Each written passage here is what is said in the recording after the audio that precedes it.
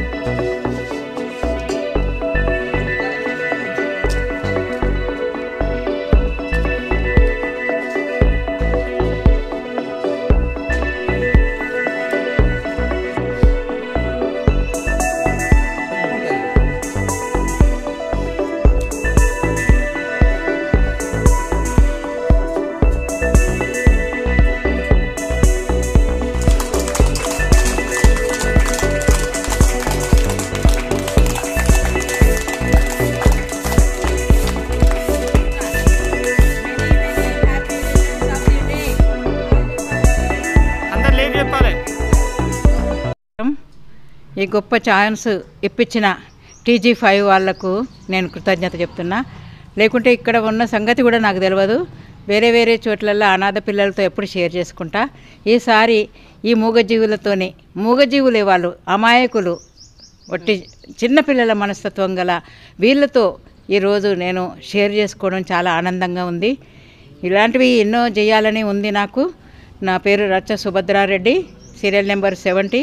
ఒకవేళ గెలిస్తే మాత్రం నేను కూడా ఒక ఆశ్రమం పెట్టి వీధిలో ఉండి అనాథలుగా టైంకు తిండి లేక అవన్నీ అలమటించే వాళ్ళందరినీ నేను ఆదుకుంటాను. కేవలం ఇలాంటి వాళ్ళని ఆదుకోవడం కొరకే నేను పోటీ చేస్తున్నా. ఈరోజు నాకు ఏ స్వార్థం లేదు, నిస్వార్థంగా సేవ చేయడం ఇష్టము. ఒక ఛాన్స్ రాగానే వెంటనే నేను ఒప్పుకొని గిరిగారికి చెప్పి మధ్యాహ్నం వేరే వాళ్ళది ఉండే వరకు మార్నింగ్ వాళ్ళకు పెట్టిన ఒక 5,000 రూపాయలు ఇచ్చిన పిల్లకు, ఒక హాఫ్ బ్యాగ్ రైస్ ఇచ్చిన. ఇవి ఎన్ని ఒక్క రోజుకు మాత్రమే ఇవి. కానీ నేను ఇచ్చింది చాలా చిన్నది. ఇలా ఎన్నోసార్లు ఎంతో చేయాలని ఆయనకు మనము అండగా నిలిచి అనాథల పిల్లలను ఆయన చేసే కార్యక్రమాలను మనం కూడా సహకారాలు అందించాలని నా ఆశ. నేను కూడా చేస్తుంటా.